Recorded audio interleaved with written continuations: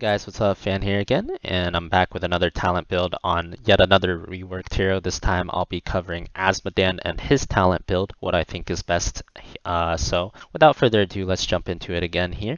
Level 1, I think Wrath is really strong. Basic attacks against heroes under 75% HP give you 1 stack of Annihilation, but also on top of that, after you reach 200 Annihilation stacks, you get bonus damage based on how much Annihilation you have.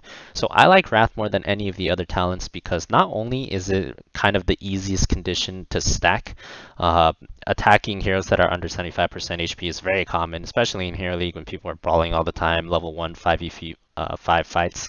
But also because it gives you the strongest late game power spike.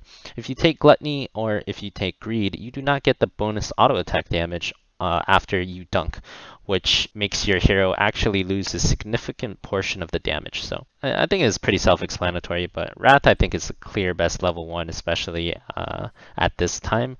Level 4, my preferred talent choice here is Battleborn. Just self-explanatory. Once again, you get more Demon Warriors, you get more Demon Lieutenants, and this is going to synergize with a talent that I like to get later down the line as well.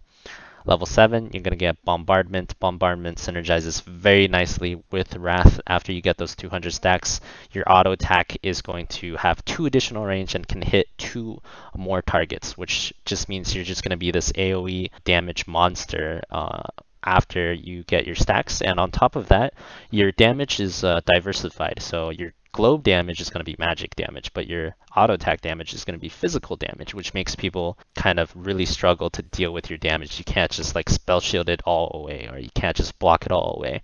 So really strong talent build here. Level 10 is going to be Tides of Sin, empowering your dunk, very self-explanatory.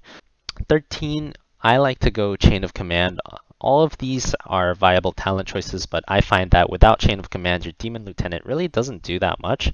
Whereas with Chain of Command, your Demon Lieutenant becomes kind of like the old Azmodan Lieutenant, where it pushes like crazy. You drop it in a lane, it's going to eventually get the wall. You know, maybe even get the keep if you keep dropping it in a lane and no one deals with it.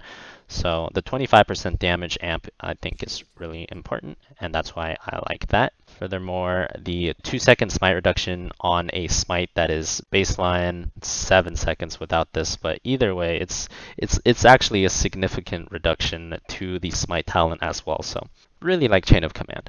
Level 16, I like to go Total Annihilation, just add even more damage onto your dunk.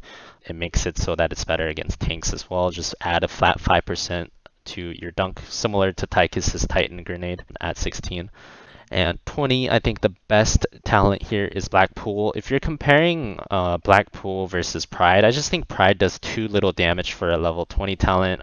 The AoE increase is good for Pride, so if you need to increase the AoE of your dunks, you can go Pride. However, most of the time your dunk is big enough as it is, and I would personally have more damage, and Tides of Sins leaves it gives much more damage potential by dropping the Blackpool on their feet, which also reduces their armor. So even without the armor reduction, I think Blackpool would overall do more damage, but with the armor reduction, it just makes it so you know, I think Blackpool is overall the highest damage output talent by far on 20. So that's what I'm going to take here. So this is the build I recommend for Azmodan.